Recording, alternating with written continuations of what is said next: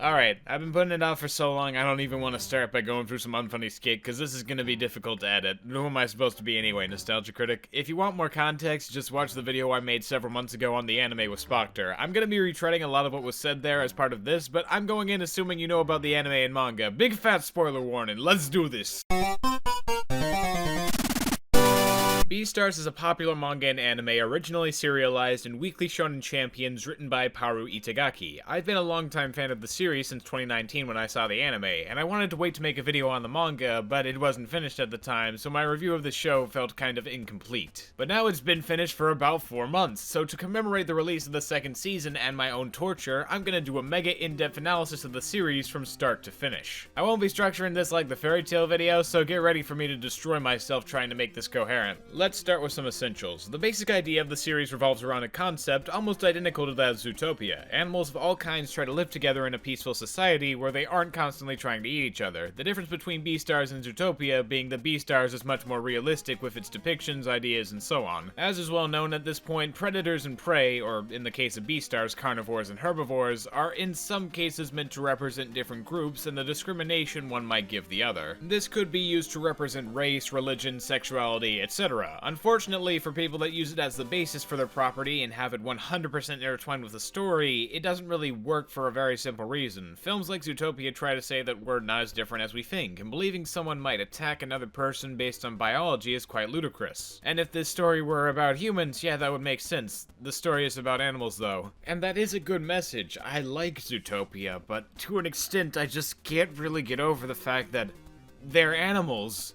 They have basic animalistic needs. They say in the context of the movie that they don't need those anymore, but it's just like, why make them animals then? Especially having them be predator and prey, and specifically using that kind of language. I just feel like that's a big missed opportunity there, which Beastars fully utilizes. And that's why I kind of prefer Beastars to Zootopia, because while the animal inhabitants there also live in a seemingly good society, it isn't too difficult to tip the scales with a single event, which is also much more realistic. The story itself starts out with a herbivore high schooler being killed by a carnivore, and the next day all the herbivore students avoid or show fear towards the carnivore students. It's obvious they shouldn't assume every carnivore is out to get them because of that event, but as is shown throughout the series, the carnivores do need meat to survive and stay healthy, and in some cases they can have trouble controlling their urges, so it's understandable why they are afraid. There are many allegories for discrimination and lessons that can be learned in Beastars, but the series accepts that it is indeed about carnivores and herbivores living together, so there will be a lot of fear and conflict between, well,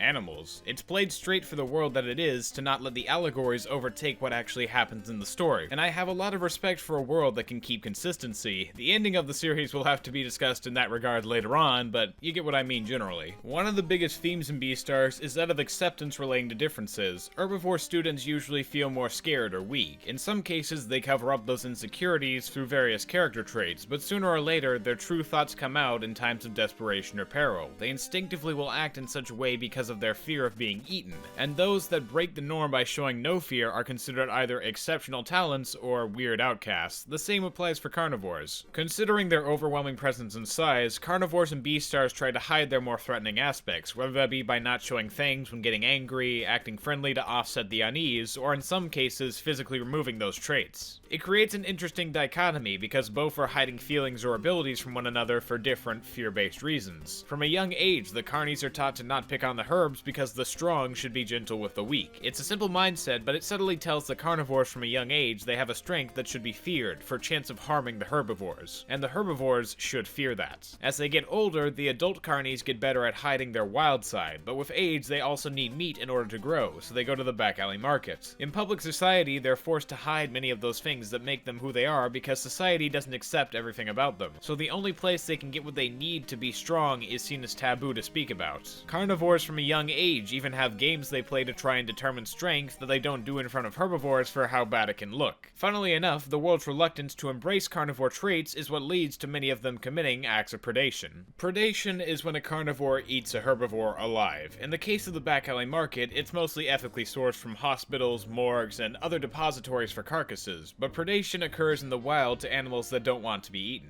You can see this kind of behavior from the beginning with Lugosi, the main character. He's shown from the beginning to start out as an extreme of carnivores that care about not showing aggression. He's quiet and reserved, sticking to the shadows and getting embarrassed when talking to people. Yet one night when he's standing guard for his classmates outside the school, his animalistic urges kick in and almost have him devour a student. Thanks to being repressed for so many years, the instincts he desperately wanted to hide bursted out in a way he didn't expect. It perfectly illustrates from an early chapter why many predations still happen. Sure, several of the characters in the story have really specific reasons for eating live herbivores, but it always comes back in part to a suppression of what makes them who they are. It isn't hard to tell why they feel that way either. Beyond having to hide any and all negative traits of their species, carnivores that even feel a slight hint of aggression towards a herbivore in public are always assumed to be doing something wrong. Having a small argument can be enough to get locked up, and the police won't care what it is you have to say because of their fear. A lot of the time, herbivores and carnivores alike don't even try to hide their suspicion at a large carnivore and small herbivore walking side by side, as it's breaking the norms of the society they live in. Marriage is a whole nother facet in the discussion. Not only are the systems at work discouraging carny-herby interaction, but it's also encouraging them to separate and stay within their species for marriage. When two species of the same family or breed marry, they get a purebred fund that helps them pay for a lot, and when they have children, they get even more money in the form of childcare subsidiaries, meaning they would barely ever have to worry about cash for most of their lives. This mindset is so deeply ingrained in the world that when two opposite-sex, same-species characters walk side by side, the way is cleared for them. They get extra food, everyone smiles at them, and it's all because they assume they're a couple. That's one of the reasons it's so interesting to see characters like our main lead persist in such a world despite that. One of the things I love most about Beastars is that almost all of the main and even side characters are meant to be representations of the society they live in and what it can create. It's a detail I quite admire since it all helps feed back into the world building and make for a cohesive narrative that never feels like it's wasting time. Even during moments of downtime for the characters, it gives us insight into the world and how the characters will pass the time in such a world. Not every idea in the Beastars universe is completely fleshed out, or in some cases almost completely forgotten, but I don't think it takes away from the clear care put into making it feel alive. Every character is basically a mini video essay on their own for how and why they act and what they do and why they do it in the series, so I'm basically gonna do that. Let's begin with Lugosi.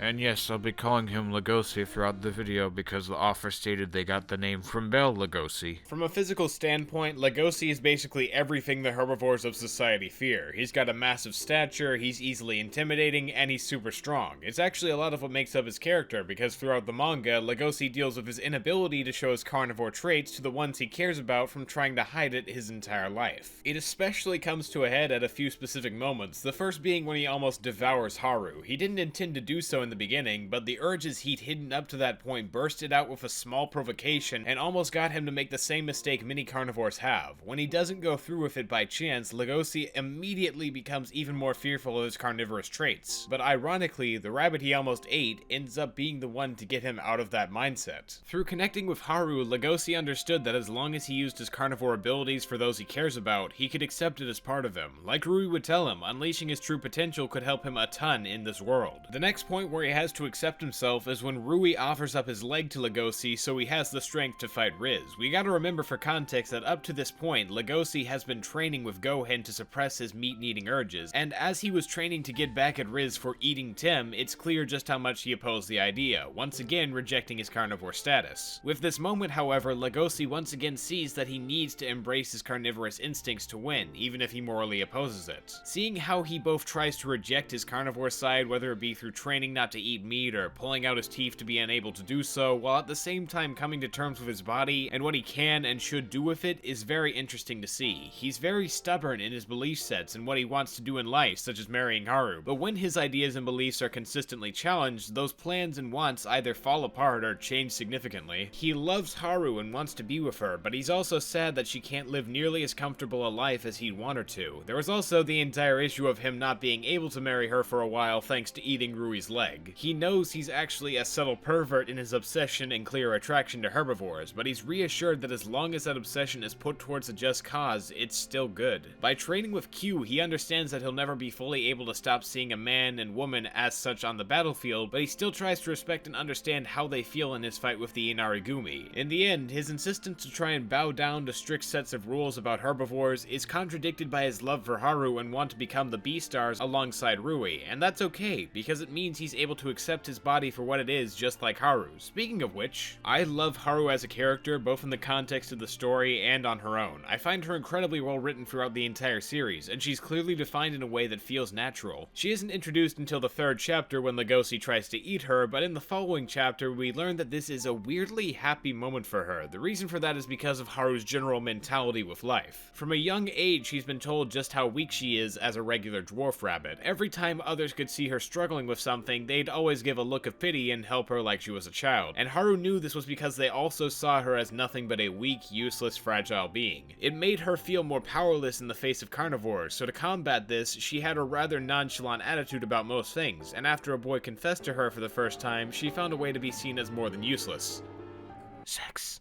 Oh, I can just feel Susan coming down to demonetize me every time I say that word, but it's true. Through the act of sex, Haru felt like she was finally giving something to another being instead of trying to take away or only feeling like a burden. And when she was able to give something, she noticed there was nothing but sincerity in the other mammal's eyes. Oddly enough, the experience where she wanted to see people's true selves became an escapism for her, and that made some other mammals jealous or mad at her for hooking up with so many people, labeling her a slut. However, underneath those actions is just a want to be known as something more in life by those that have always looked down on her. She craves to find something that gives her life meaning in her eyes. So when Lugosi grabs her but regains himself and lets go, she feels fear for once and gains an invigoration to live, the two things she sought for most, and it wouldn't be the last time Lugosi would change her life. In their second encounter, it's much more casual, in which Lugosi is able to see how Haru cares for flowers and plants since they have a connection and always feeling weak together. The whole thing gets much weirder, however, when Lugosi tries to say he wants to just talk to her more, and she interprets as him wanting to do it. He obviously declines because he's a shy, awkward boy, but thanks to his insecurity and admiration of herbivores in general, he doesn't look at her like she's helpless while covering her up. He acknowledges the difference between them, but he never thinks about using his superior features to condescend to her like many others have. Those kind of interactions only keep happening from there, and by chapter 29, the two decide to finally discuss that incident that at that point had happened so long ago. Besides the encounter itself, the main point of this conversation is for Haru to tell Lugosi that he'll never understand what it's like to be her because he doesn't constantly live in fear of dying, giving us more insight into Haru's character. Chapter 29 is also one of the many instances of seeing Lugosi be completely unaware of his carnivore status in relation to Haru when they argue in public, leading to cops going after them. It's this event where we see Lugosi use his wolf side for the first time in front of Haru in order to outrun them, and it shows the first instance of her accepting the side he almost never wanted to. It also shows once again how well Haru knows the world and cares for others. Haru's love for Lugosi especially grows as she continues to accept his feelings and eventually get together with him, even though at one point their bodies physically tried to say it was a bad idea when she almost instinctively attempted to get eaten by Lugosi in bed. It really shows their connection when they still want to be together despite that sign and all of the perks they wouldn't get as a couple. It's all still quite distant between them though, because Lugosi is off with Gohen trying to get stronger for Haru for a good portion of the manga, but in the process they don't really interact much, and when they do, Haru has them do it secretly so they aren't chastised. Lugosi's big plan is to get married when they can, but after his predation with Rui's leg, that appears impossible. Once again, despite that, the two persevere. Haru even sees other less painful seeming carny-herby relationships fail, so to completely accept him, she goes to the back alley market in order to embrace every part of him. It really shows her strength and true love for Lugosi when she goes so far as to see the one thing she isn't supposed to in order to really give herself to him. In the process, she even starts watching shows with wolves, buying big clothing, and wearing more gray to express her love when he's busy once again with the whole melon debacle. It's both cute and sad to see her try so hard to get a leg up on Lugosi in any way till the very end, where she turns his attempt at a proposal back on him and then says they should get divorced right after. Her stubbornness matches really well with Lugosi, and her evolving as a character to see herself as more than just a helpless herbivore with his help was also great to witness. While we're on the topic of potential love interest for Lugosi, how about we discuss Rui?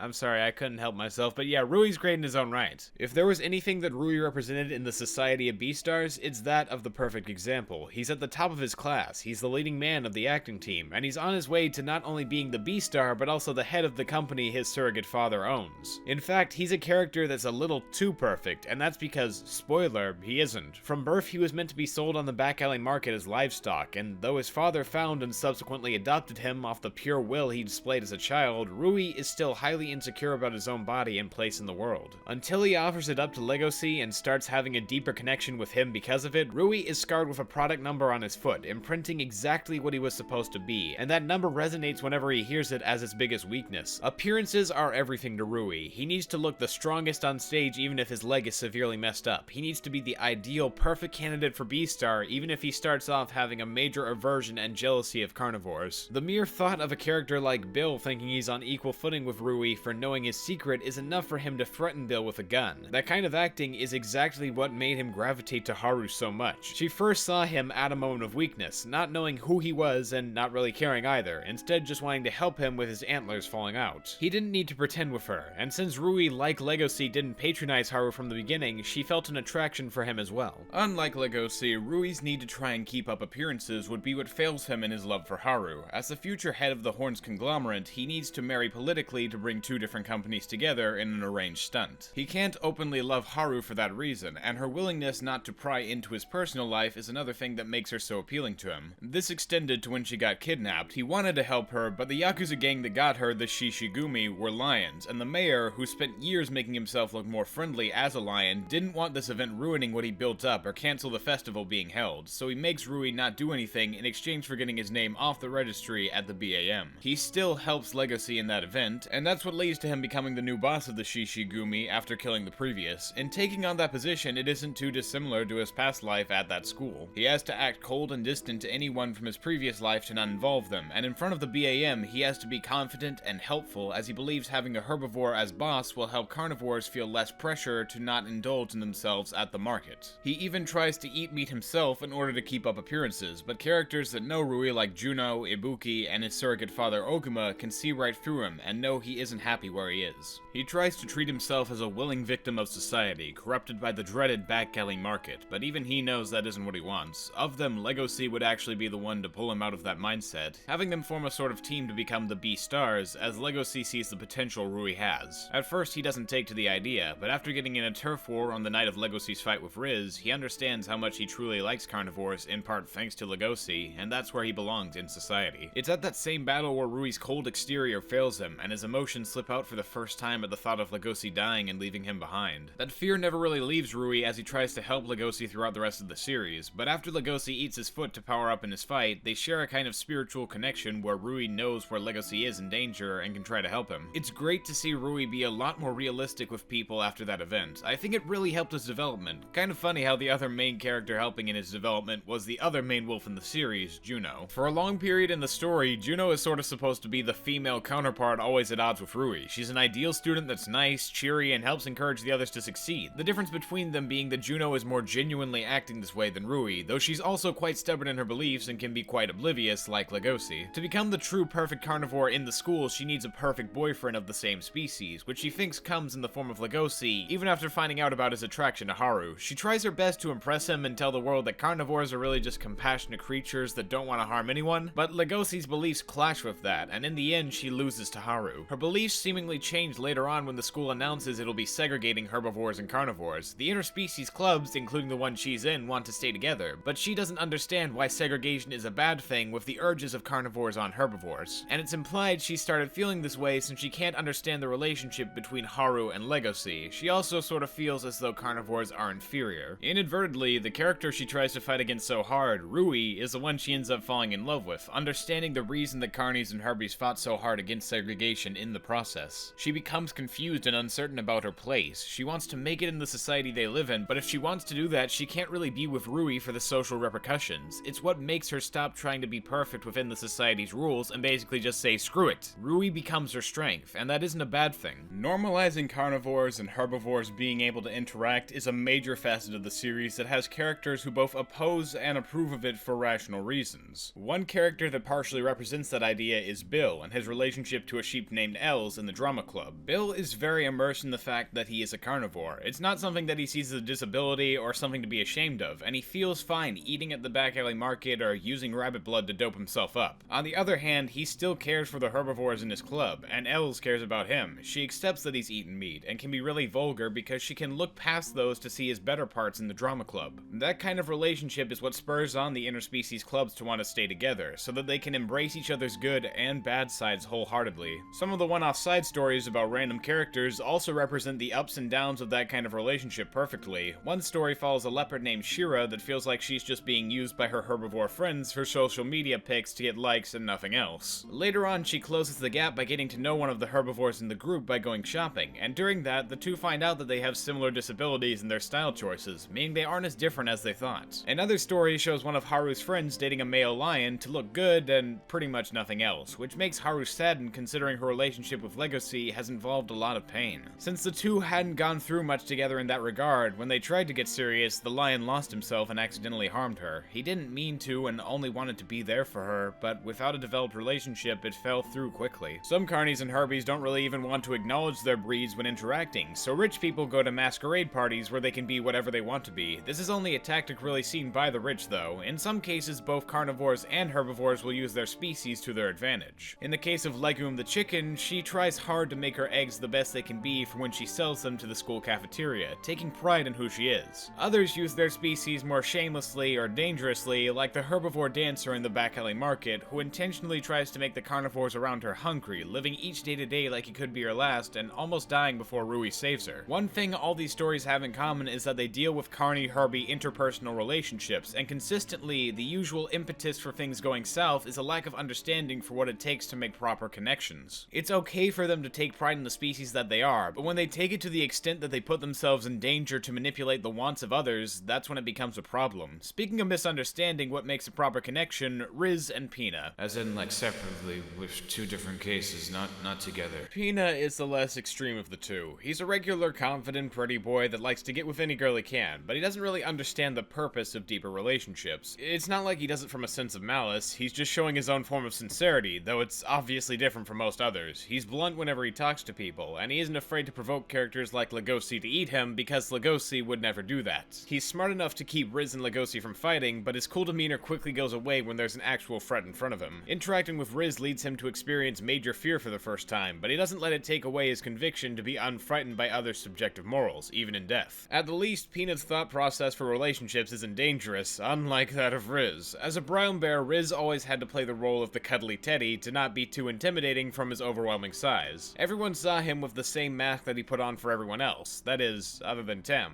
Tem was the first person to call Riz scary, in a good way, and by talking to him about the pains he feels taking strength-restraining pills, Tim gets the idea for him to open up to others, and the pain might go away. This led to the two getting a deeper connection, and Riz thought that because Tim wanted him to show his true self, he could stop taking his strength-restraining pills to show what he really is like to him. In a similar way to how Haru went to the back alley market to fully embrace Lugosi, Riz stopped taking his pills in hopes Tim would fully embrace him, but instead, the opposite happens. He rejects Riz and looks at him with eyes full of fear, causing Riz to imagine the situation as being consensual when he subconsciously eats Tim, thinking they had such a good connection beyond Riz's mask that it'd be fine to do. Riz sees it as the deepest connection a carny and Herbie can have, and in a way, with Lugosi and Rui, it was, but what Riz had with Tim wasn't a super deep connection. He ate Tim to taste his own adolescence and everything those feelings brought with it. And after his losing fight with Lugosi, in part thanks to his bond with Rui, Riz understood that his way wasn't correct, and he surrendered. In this instance, Riz is the prime example of what can go wrong with carnivores and herbivores who don't understand each other fully in a relationship. Riz's way of expressing his true self was dangerous, and Tim's reaction in a way that, while somewhat understandable, was also too quick to brush off Riz as wanting to eat him from the beginning. When it comes to carnivores like Riz who end up eating herbivores alive, the best chance they have for rehabilitation comes in the form of Gohin, the guardian of the back alley market. Gohin sits in an interesting position in this carny-herbie world as an omnivore. He's technically a carnivore. He's got the features of a regular bear with his massive muscles and grand figure, but he's able to eat solely bamboo to live off, so he has no need to consume flesh. As a psychotherapist that's worked with many carnivores in the past, he uses his strengths as an omnivore in order to understand how carnivores feel while rehabilitating them after they eat raw meat. He doesn't see himself as a doctor that doesn't eat meat though. Since he's long since gotten rid of his urges, he's just a strong doctor that brings patients in with force if necessary. He's a realistic thinker, and that's why for a long time in the manga, he discourages Lugosi from trying to be with Haru, thinking it could just be his instincts looking at a certain prey. He changes his mind, however, after training Lugosi to not need meat and be able to fight with his limbs instead of his teeth. He even helps Gohin start catching carnivores in the back alley market for training. One thing that can't be denied about Gohin is that he does care seriously for every carnivore he treats. He doesn't turn them into the police for what they did, instead helping them get better and then allowing them to make that decision for themselves. He gives them a choice to do what they think is right after being helped, and mixed in with how he helps Lugosi so often, you can tell just how much he trusts his patients and students. He's the guiding force of the series, and it's a shame he's basically phased out in the Melon arc. Whilst we're on the topic of Melon, I quite enjoy him and find him an excellent villain. Considering Lugosi's end goal for the series is to marry Haru, him having to face off with a hybrid of a carnivore and herbivore is a perfect final test for seeing if he wants to commit to it. Melon symbolizes all of Lugosi's possible fears along with the Beastars world's fears of interspecies dating. He had the best characteristics from a gazelle and leopard for peak physical performance. His inability to taste anything makes him yearn to kill rather than eat. He can disguise himself as a harmless herbivore using a mask to throw off the police. Not to mention he's just a plain insane motherfucker. In his interactions with Lugosi, he knows exactly how to get him to follow what he says. In their first encounter, he gets Lugosi to uncuff him out of his natural curiosity before shooting him. In their second encounter, Melon knows he's being followed, so he has his sloth tattoo artist repeat a sob story to lure Lugosi in. In their third, he uses the surrounding area to make it seem like Lugosi is going after him, so the cops show up. He's a criminal mastermind that steals the show every time he appears. It's interesting to see him fight for the sake of Haru just like Lugosi is in the final arc, though he's doing it because she's the first herbivore he's felt the want to eat. His backstory is also just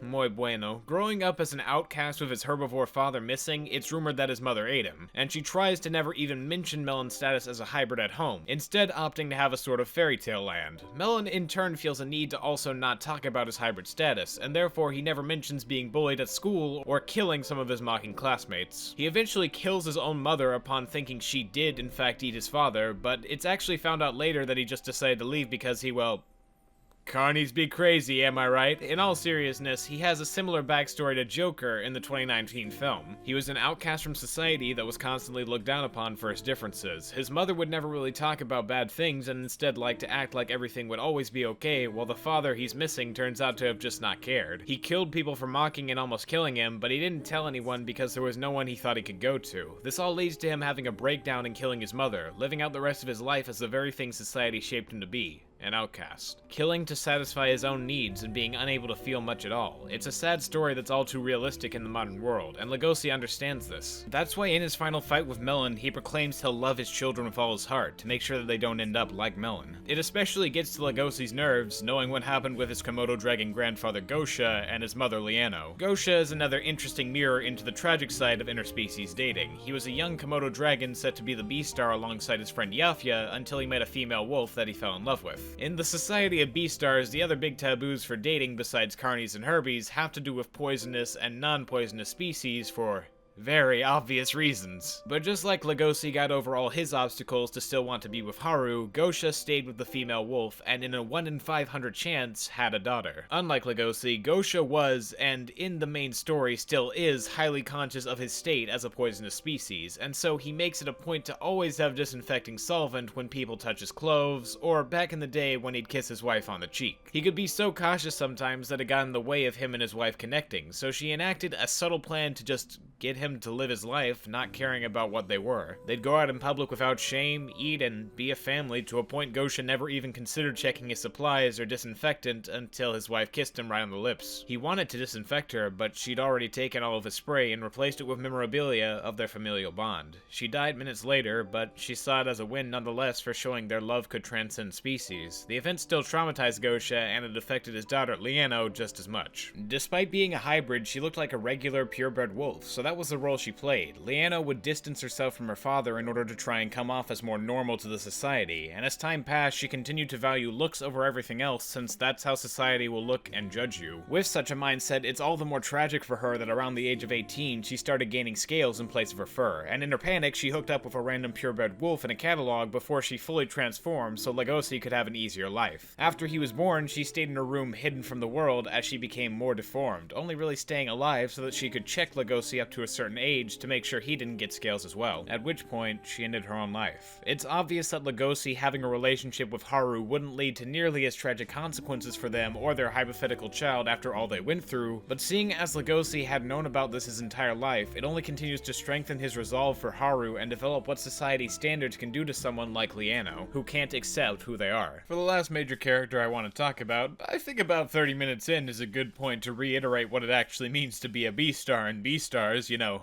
the title of the manga. Basically, those herbivores and carnivores considered the very best from a school are picked to become Beastars, a formal title that helps the best of the best get into higher paying professions and make real changes in the world. Above all those Beastars is the one sublime Beastar, the true alpha Chad inspiring hope for the universe, and that just so happens to be Gosha's old partner, Yafia the horse. As a guiding beacon for everyone else, Yafia has an obligation to try and bring unity to the city among carnivores and herbivores. He can be excessively violent in his approach, and he seems to have an affinity for putting bandages on for whatever reason, that's for sure, but he always gets any problem he faces sorted out in a way that both carnivores and herbivores can agree upon. He may somewhat look down on carny-herby relationships after a similar thing happened that made his best friend quit the dream they had together, but he doesn't allow that belief to bleed into his work as a doer of good. He's basically a sanctioned vigilante that cares about life in all shapes and sizes. For a few smaller additions that I also really liked, the Shishigumi members all had heartwarming relationships with Rui as he helped them evolve as a gang. Ibuki especially had a real connection with Rui that could be felt up to the point that he died for the sake of him being able to leave the Shishigumi and help Legacy. Rui's father in turn had a similar wit and intriguing view of life through numbers that he couldn't calculate for Rui's worth. Sebun the sheep showed a realistic view of depressed office workers that got picked on for their status. Zagwan portrayed the foreign entity with simpler, more accepting concepts well, and he had some good interactions with Legacy of them accepting one another. Overall, yep, it's pretty good. Yep, it's pretty good. Also, as another small side note for what I love about Beastars, Paru Itagaki's art style. I love how it evolves throughout the entire series. It's very expressive, it's very unique. I just love the style. And with that, I think I've talked about everything I truly love in Beastars. I love the protagonists, antagonists, side stories that deviate to expand the world building in general, and reflections of society, its portrayal of discrimination, the relationships of the couples in the manga, and everything else I've stated already in this video. Now, to end it, I want to talk about my issues with Beastars. They aren't too numerous, but I do got them, and I think they should be talked about. So first, let's talk about the underrepresented characters and ideas that seem to have places they were going, but then they just didn't. I love Jack, Legacy's best friend, and he had a really interesting setup going for him. He's a domesticated version of his best friend, making him smarter but also feel inferior in other ways. He watches as they seem to grow farther apart, and his conscience continues to weigh on him as he's put into the top of the class where he learns about the Carney-Herbie War, which no one else really knows about. You'd think this would lead to Jack being more prevalent in the story later on, trying to help Legacy with the knowledge he's acquired to help in creating a more understanding society, but Rui just seems to fill that role for him, so other than a few short interactions, Jack is kind of forgotten about. Q was another interesting example with her conflicted relationship with Gohan and the character arc of wanting more from life, but she never really got a full resolution. We never even see her interact with Gohan in any way throughout the entire manga besides a single letter that she sent we don't even see him read. There was also the introduction of Rui's other friend from the market, San, but he literally seems to just appear once in the entire manga, and then he's just phased out entirely. At one point, we got a setup for all these other weirdo characters in Legacy's apartment that I thought we would maybe get their own side chapter about, but like San, they're just forgotten about after having a good introduction. With Jack learning about the history of the world, he mentions the big whale and how it's supposed to cause a big event at some point, and I guess it kinda does at the ending, but it was only mentioned like twice in the 198 chapter run before it just comes out of nowhere in the ending. With that, I think I've held off long enough. It's time I told you why I don't like the ending of the series. With the ending, I wouldn't really even say I hate it. It's just the kind of conclusion that makes you go, that's it? It doesn't feel like the series as a whole is over. It feels like an arc just ended and we've got plenty more content to go through, but we don't. Some of these ending segments are also just a bit painful, man. I mean, Rui's entire arc was choosing his own path in life over what was laid out for him by society, but instead of going with Juno over his arranged marriage and doing something else with his life, he goes back to being the head of the Horns conglomerate and never sees Juno again. That's the end of his story. It basically just derails everything he was leading up to being and doing.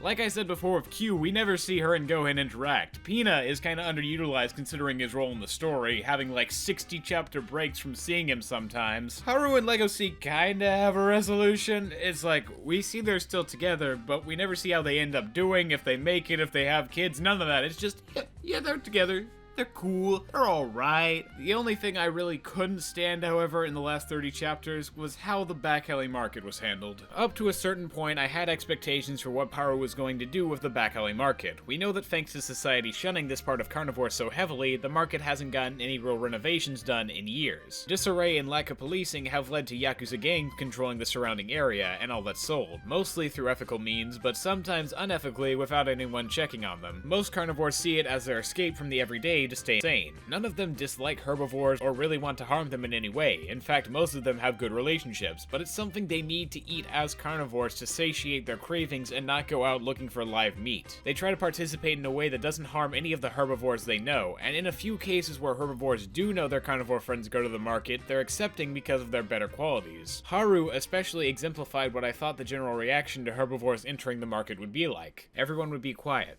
They'd stroll through the market alongside their friends, carnivore and herbivore alike, seeing all the neon signs and bodies up in windowsills. Some might cry at first, others may be shocked into silence. Few would pray where the bodies were, but many of them would understand why, and they'd realize they need to accept the differences of the carnivores and respect how hard they've tried to cover it up for them for so many years. They'd know the market wasn't meant as a place of cruelty, but one of necessity. Slowly, the stigma of discussing the back alley market would go away, and politicians would rise to say that they've tried to act like differences don't exist for too long, and that they should bring law and order back to the market so it can be done ethically. Rui and Lugosi would be there for the campaign, and they would stand tall as the ever-purveying Beastars, keeping the same respect and peace across the city that Yafu would in his retirement. That's at least how I thought it was going to go with multiple chapters of build-up beforehand, but it wasn't. The build-up to this scene is that Rui described how all carnivores have eaten at the back alley market on live TV, and riots start. The teen carnies and herbies of the new generation actually get closer when this event happens, but the adults, clouded by years of bias and hatred, lash out at the carnivores who still try their best not to show their fangs or bare their claws when arguing. Suddenly, a blackout occurs, and in these kinds of situations, carnivores can see clearly while herbivores can't at all. It's the most likely time for predation incidents, so of course the herbivores are all scared, but instead of attacking them, the carnivores hold hands with the herbivores and wait it out. Seeing the hole Gosha left in the wall while entering the market, the crowd rushes in. Some start peering around, and the carnivores just start destroying the market because they don't want the herbivores thinking they had bad intentions or want to hurt them. Then they all break the back alley market together, and that unites them, I guess. I mean,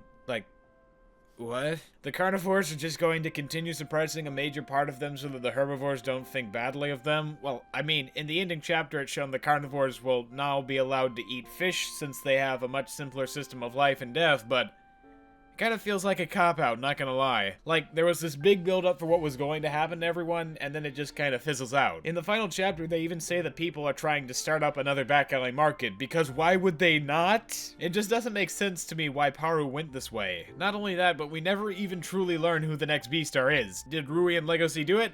I don't know. I wish I did, but I don't. The title of the series and seemingly main goal for many animals never explained in the ending who it goes to. So yeah, when it comes to Beastars, the ending chapters are probably the only part that's less than good, but besides that, I still do love it as a whole. The series is incredibly unique, with a very good art style, realistic portrayals of characters, great interactions between those characters, a world that is well built up, and in general, just a very well thought out story till, well, you know, the ending. I know there are a lot of people who think a series is made or broken based on their ending, and the ending of Beastars isn't really good, but it isn't terrible per se, it's just very underwhelming. I still think as a whole it's a great series and you should definitely check it out if you haven't, but yeah, thanks for watching, see you all in the next one.